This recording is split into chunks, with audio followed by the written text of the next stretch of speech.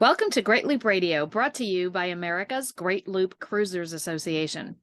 We're dedicated to sharing Great Loop information and inspiration with those actively cruising, planning for, or dreaming about a Great Loop adventure. I'm Kim Russo, the director of AGLCA. Today we're going to cover the portion of the Great Loop route that takes you from New York City into the Erie Canal. So basically, that's the portion of the route that takes you on the Hudson River.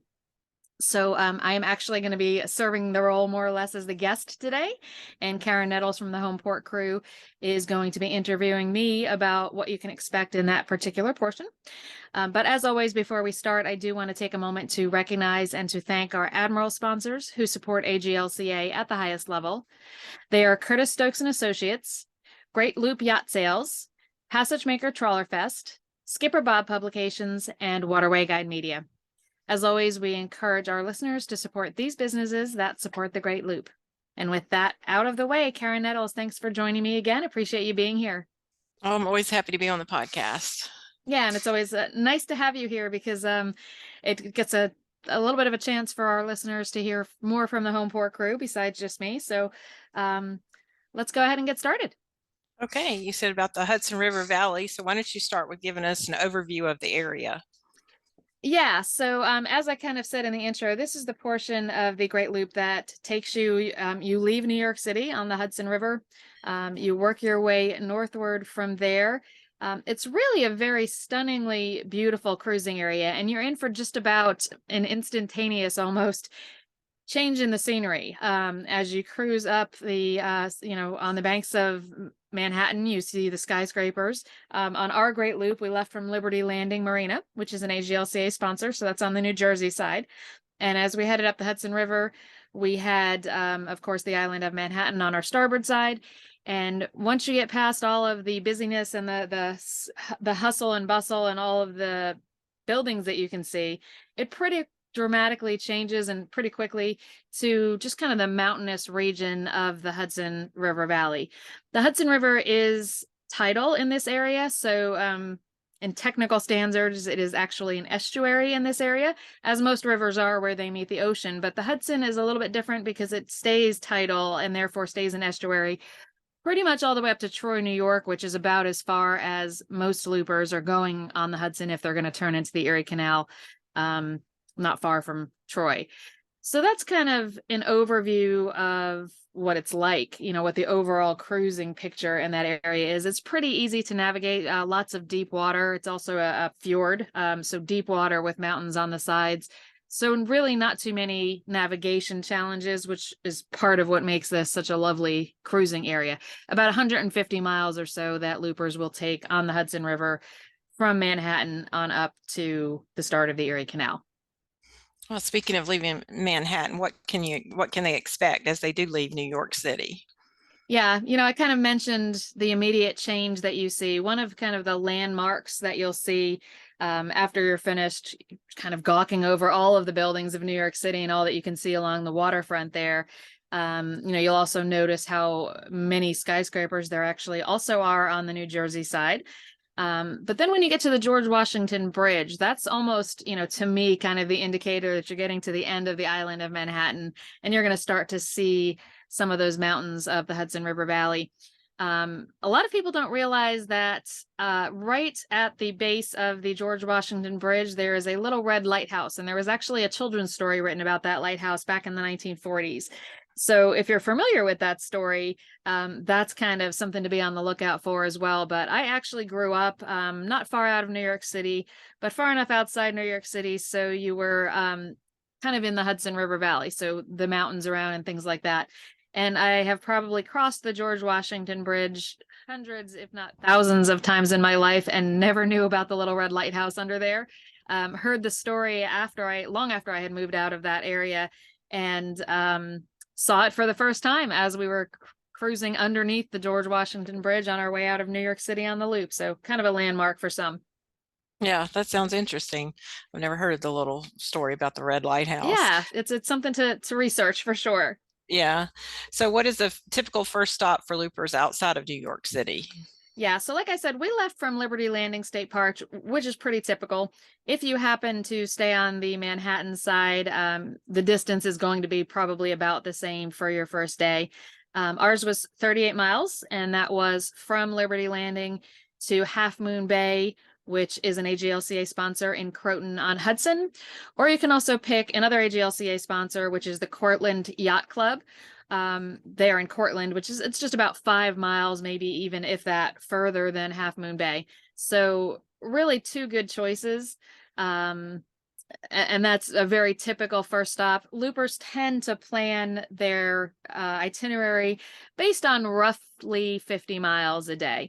And there's a couple of other options in that immediate area. So some may choose to go a little bit further than that. 38 is a short-ish day for many, but those are two great marinas there that I mentioned. So it's a good first stop outside of New York City. All right, so tell us a little more about those options and how should loopers make that decision on what they want to do? Yeah, it's a really tough call, and we actually spent some time at both. So because they're both sponsors and because we wanted to be able to guide people to what might be the right choice for them, everybody's style is different. Everybody picks something different. Croton on Hudson, that is Half Moon Bay Marina, definitely more things to walk to from there. So you're arriving typically without ground transportation. There is a grocery store within walking distance. And if you are up for a little bit of a longer walk, you can walk into town where there are several restaurants, a really good ice cream place, and a really nice coffee shop that was just a good kind of place to spend an afternoon working rather than on the boat. I will warn you, as I said, it's a little bit of a hillier. I don't want to say mountains because it's not mountains by like the Rocky Mountain standards, but you are kind of in the foothills of mountains here. So walking from Half Moon Bay up to town is an uphill walk. So you're going to start to get in really good shape if you enjoy walking around these towns because you are definitely going to start hitting some hills. Half Moon Bay also has really easy public transportation into New York City. At this point, you're only 30 miles or so outside of the city. So you're really still in a New York City suburb, and there is still good public transportation if you haven't finished exploring all of the sites there. So that's another point that, can entice you into this area. There's also an enterprise rental car not too far from Half Moon Bay. We took advantage of that because there was a lot in this area that we wanted to see and do that was not necessarily walkable. So taking advantage of a rental car is also a really good idea and is very convenient from that location. On the other hand, Cortland Yacht Club has kind of some amenities on site. Depending on when you arrive, they do have a pool. The pool is only open on weekends up until when school closes in the area, which is usually mid to late June. So if you're there in May, like we were, the pool is open on the weekends and the restaurant is open on weekends. Not quite as much to walk to in the town, although there are some restaurants that are walkable. And some really interesting history there, some Revolutionary War history. You'll see the plaques on the side of the road. Really delightful members at the yacht club who just could not have been more hospitable to us. So that was also a good choice. We were fortunate to have stayed at both.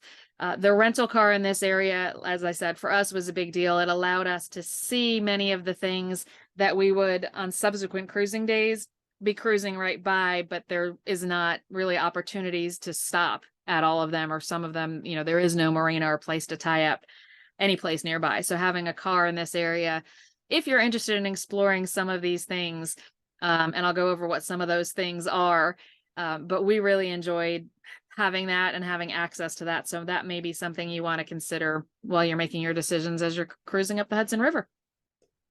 Oh, that sounds like there's a lot of options to consider. And I know when y'all were in the area, this next cruising day was one of your favorites. So you want to tell us why? I think it was the scenic beauty of the Hudson is just absolutely amazing. And some of the things that you can see from the waterway are also really amazing and historic. This next cruising day was actually, we cruised past many of the things that we had driven to, taking advantage of having a rental car. So first and foremost, this cruising day, as you leave Croton-on-Hudson, or as you leave Cortland, you are going, for us, it was 50-mile day to Kingston, New York. And one of the first things we passed was the U.S. Military Academy at West Point. And that is one of the specific reasons we had rented a car, so that we could get there and tour West Point. Really amazing tour. Obviously very historic, but also current facility. So seeing some of the history at the Academy, as well as some of what they're building, was pretty amazing. The scenery there is beautiful, but there are also lots of monuments. There's a visitor center with the museum, and you can visit the museum anytime without a ticket. You can just walk right in. But they also have a few vendors who are approved to give bus tours of the actual Academy grounds. So we did both of those things, and the bus tour allows you to spend a pretty good amount of time in the cemetery, and they share some stories of some of the heroes that are buried there, some very historic figures and some less known, but with really fascinating stories. We got to visit the Cadet Chapel, both the original chapel and the current chapel. And then there is also an area where there is a length of really enormous chain. And the history behind that chain is that during the Revolution, the cadets at West Point stretched the chain across the Hudson River in an effort to stop the British boats from going any further up the river. So just, some history, some legend, some really amazing sites there at West Point. And it's mixed with that history is mixed on the tour with some of the new. One of the biggest buildings they were building at West Point was completely going to house cyber intel and cyber security type training. So it was just a really fascinating mix of current technology along with that amazing U.S. history. So West Point, I would say, is definitely a do not miss when you are on the Great Loop.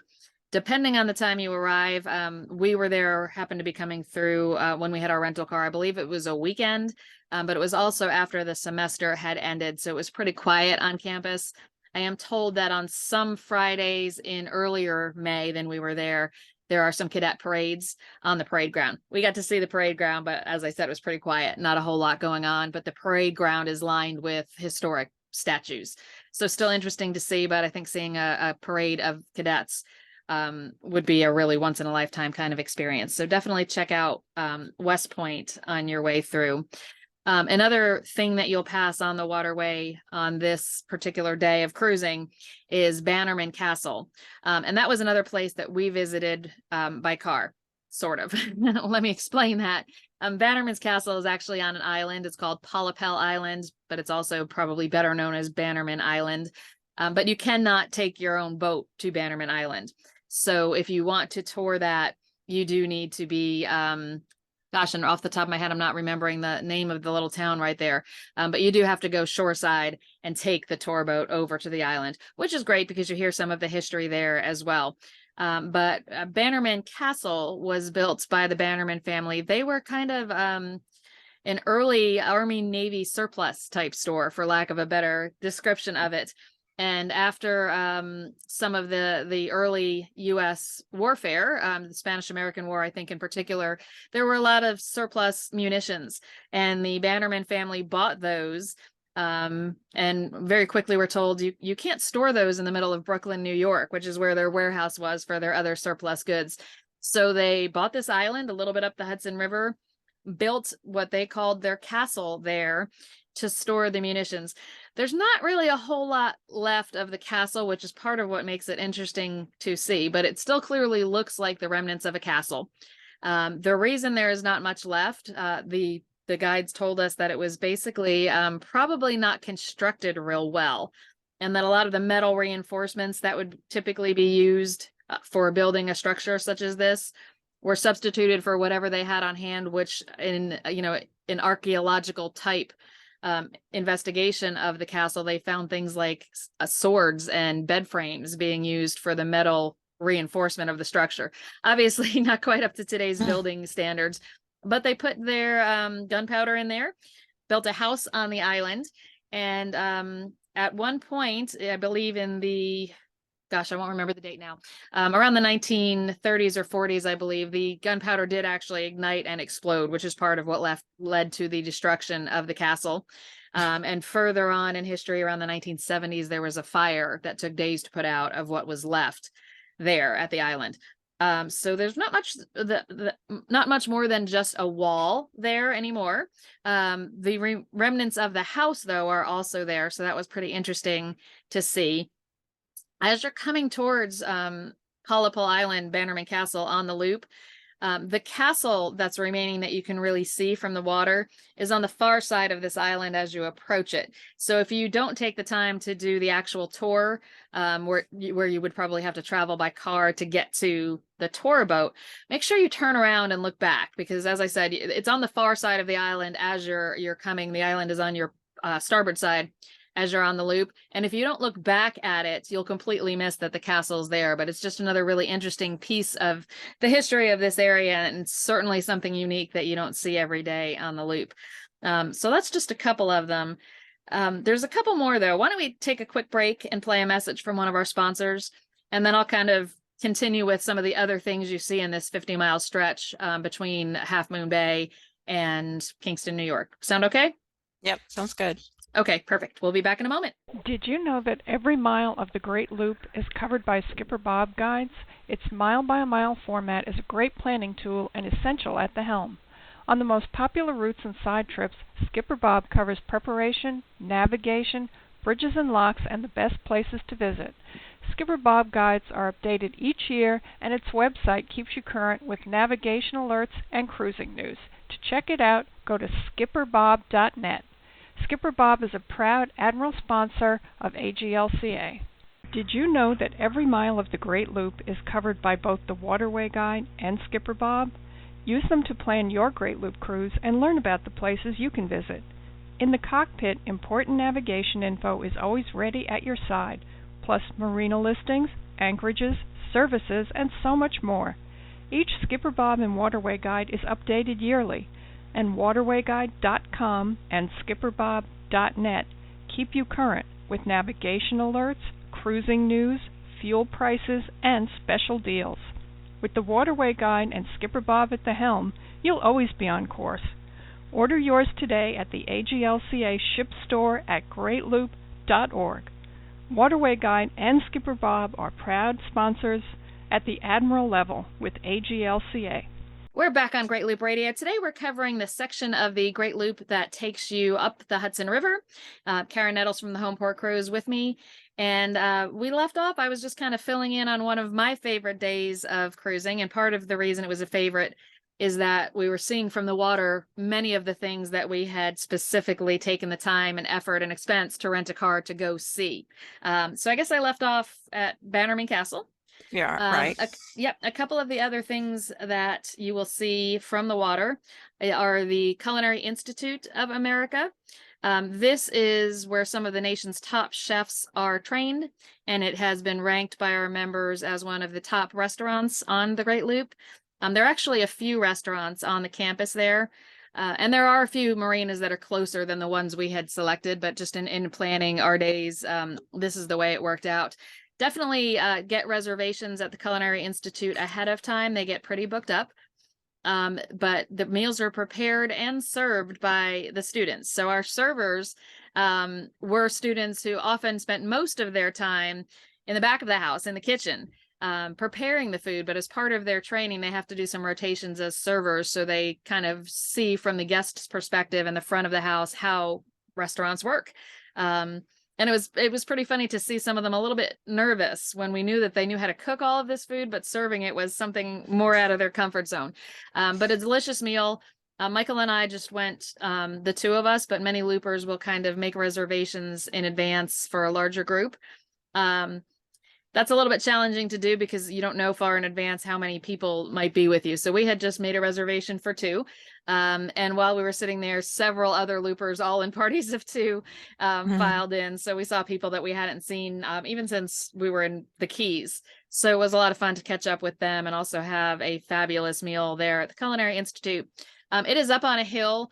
It is actually, I believe, was once a seminary, but it looks, the main building looks like an old mansion or a college. So you'll see that on the riverbanks.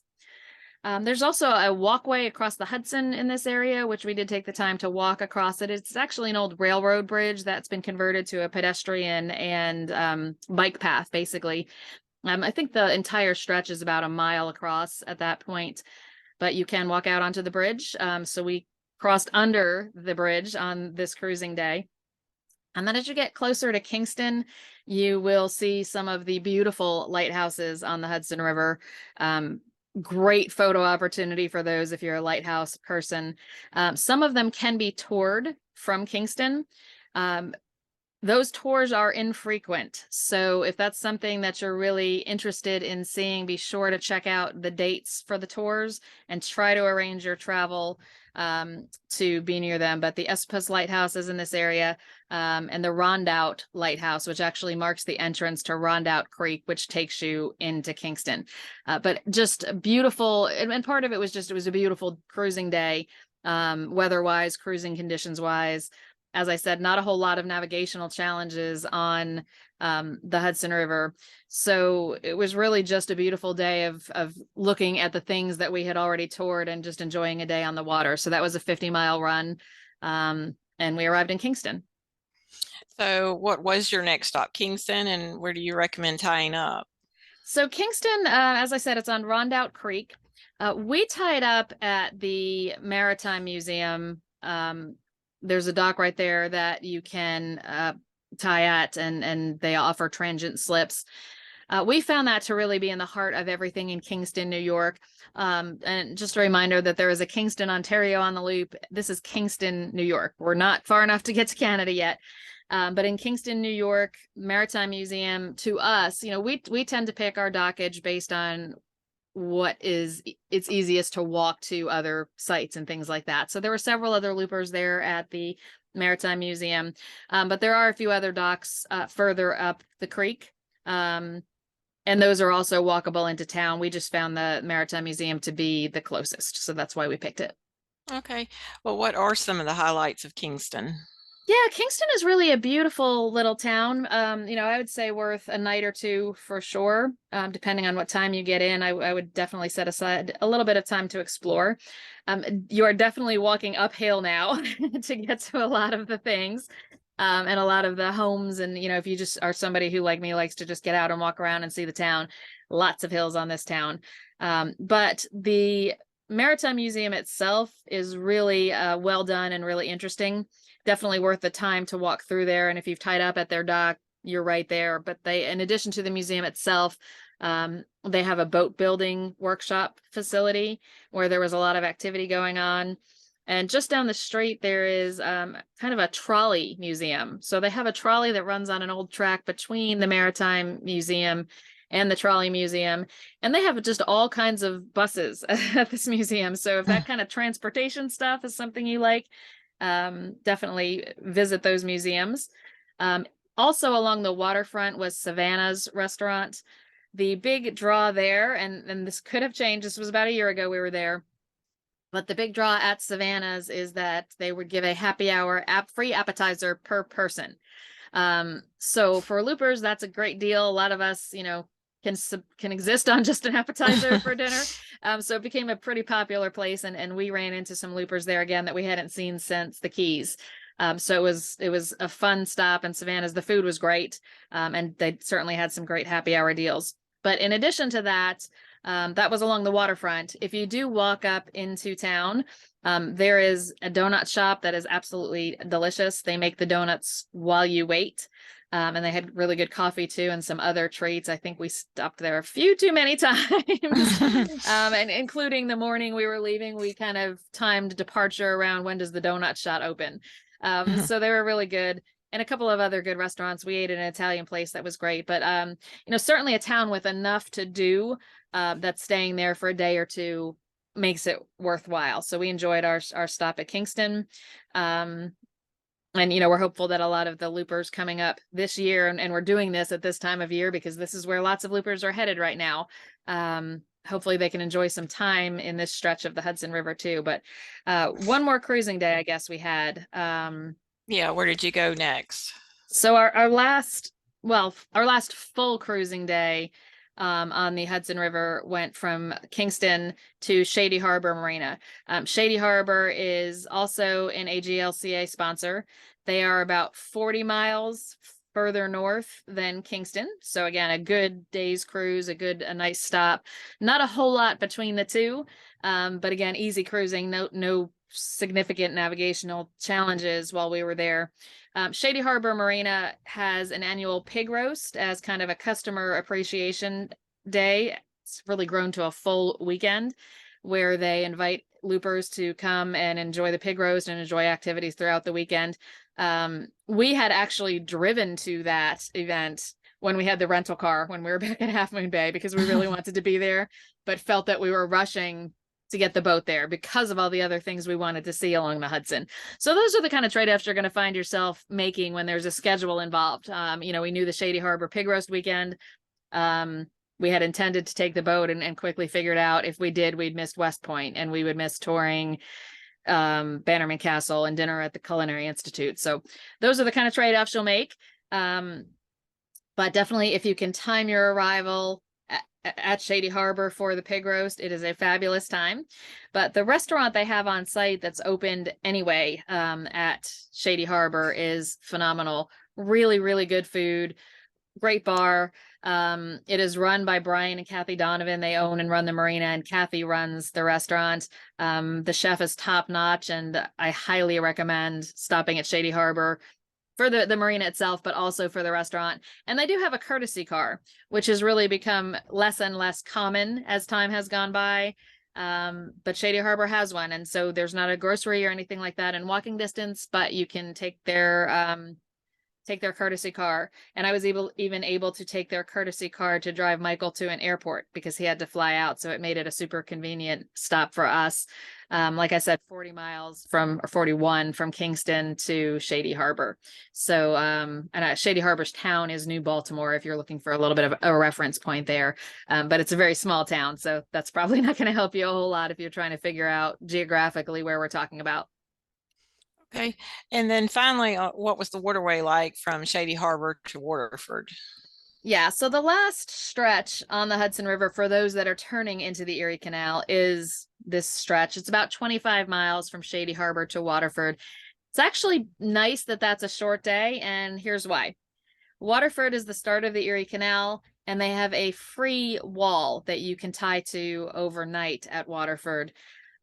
So the fact that it's a short day means that if you leave Shady Harbor pretty early, you will arrive at Waterford pretty early. And there is a better chance that there will still be room on that free wall. Nebo, our app that members use to find each other, is a great way to check in and see if there's already a looper at the wall that can tell you if there's still space. We rarely, if ever, found that there was not enough space at one of the free walls, but Waterford was the first of those. So we got a fairly early start from Shady Harbor. Pretty uneventful. You will go through Albany, which is the first city that you've seen since New York City, really, of any size. And the Troy downtown marina, which is in this area too, just before Waterford, is an AGLCA sponsor. And that is a great place to tie up if you don't want to worry about the free wall, or if it's already full, you can stay at Troy and then enter the Erie Canal in Waterford the next morning. One thing I will point out is the federal lock at Troy, New York is the first lock you're going to go through in quite some time. If you did not do the Dismal Swamp as you were crossing from North Carolina into Virginia, that is a route choice that has some locks. You may not have seen a lock in quite some time. For me, this lock caught me completely by surprise. That's on me, 100%. But because it caught me by surprise, I was not prepared for it. I was expecting to turn into what is considered the Erie Canal at Waterford before we hit the first lock. The first lock is actually at Troy, and it's on the Hudson River. So be ready for that. And that is really, I wouldn't even call it a navigational challenge. This is not a highly commercial area, so there was no wait to go through the lock. I think there was only one other boat in there with us, but it's just something to know that's coming. And especially if, depending on where you started the loop, either if you haven't done a lock yet, or if it's been quite a while since you've done a lock, you may not have all your locking stuff ready to go. Your boat hook, your all of your extra fenders or gloves, the things that you need for locking. It's never good in my world for a lock to catch me by surprise, and that snowballed for me in this lock. So just be ready for it. You'll arrive in Waterford. You will see the kind of iconic blue sign that points you to the left to go into the Erie Canal and points you to the right to go towards the Lake Champlain and the Champlain Canal. Those are your two route choices. If you can clear 17-foot bridges, you can continue on to the Champlain Canal. Loopers who can't clear that, or loopers who want to do parts of the Erie, will turn into the Erie Canal. We tied up at Waterford. It was late morning when we arrived, since it was a short run, and there was a farmer's market going on with live music. The town is a sponsor, the Waterford Visitor Center, and that is where you can tie up and stay there at the wall at the Visitor Center. So that is the point where you are then ready to take on the Erie Canal. So from the wall there at Waterford, you can walk up to the first lock. You can see it. You can, stand above it and look down at it. You can also take a longer walk to, there are falls nearby. And I say nearby, that's relative. This was one of my longer walks on the loop, but I really enjoyed it. I think it's about 3 miles to the falls, and then of course you have to walk back. But it was really interesting to see, and the folks in the visitor center had kind of presented it to me as the falls were the problem and the canal is the solution that let boats actually navigate through here. Without the canal, but the falls were the bottleneck in the river that nobody could then navigate. So the canal was built to bypass those falls. And at Waterford, it is a flight of, I want to say 6 locks. I could be a little off on that number. A flight of locks just means that's a series of locks with very small distance between them. That's just raising you incrementally up like a flight of stairs would. So lots of history. Waterford has lots of statues of the horses and donkeys that initially would pull boats through the canal with ropes. They were really just barges at that point, not actually boats. The Erie Canal is something that I think we all learned about as children in our early grade schools. So another historic area. And we will definitely cover the Erie Canal in another podcast. Today, I just wanted to take on the Hudson. It really was one of my favorite overall areas of the Great Loop was the Hudson. So as loopers are headed there, I hope this is going to give you some ideas for this season or future seasons. We did around this time last year did do a podcast on visiting New York City by boat. So if some of you are in New York City or headed to New York City, you can look for that podcast in our archives too. But this was the next piece of the route, taking you from New York City up to the start of the New York Canal. So anything I left out, Karen? I'm sure you covered it. I just know that loopers going that way are probably going to look forward to everything that they can see and do along the way, because it does seem like it's a very beautiful area and historic and everything. It is. And actually a couple of resources I can point those who are interested to. Our YouTube channel is youtube.com/greatloop. There's a playlist there of cruising information, and that will show you, you can, scroll through to the particular legs of the Great Loop that we just discussed. And that would be, New York City to, or I guess it's labeled Liberty Landing to the Hudson River Valley to Kingston, Kingston to Shady Harbor, and Shady Harbor to Waterford. So those 4 legs, I guess it is. You can watch each one, and there is a flyover of our boat's GPX track interspersed with videos of some of these areas. So you can see West Point from the water, and you can see Bannerman Castle from the water as we were going by it, and some of the lighthouses. And then another playlist is our Great Loop Lifestyle playlist. And there is a video on there about the Hudson River Valley and some of those places we toured by car. And there is a video there about Kingston as well. So if you want more information on this area, those are free resources on our YouTube channel. For our members, in the Great Loop route menu on our website, there is a segments area. Just go to the New York to Lake Ontario segment, and you will see details about each of these segments and the associated videos, resources, everything else that you might need to know about this particular area. So a few places to go for more information. And with that, I think we've covered it. So Karen Nettles with the Homeport Crew, thanks for joining me once again. I appreciate it. Quite welcome. And thanks to everyone who has watched or listened this week. We'll be back next time with another episode of Great Loop Radio. Until then, safe cruising.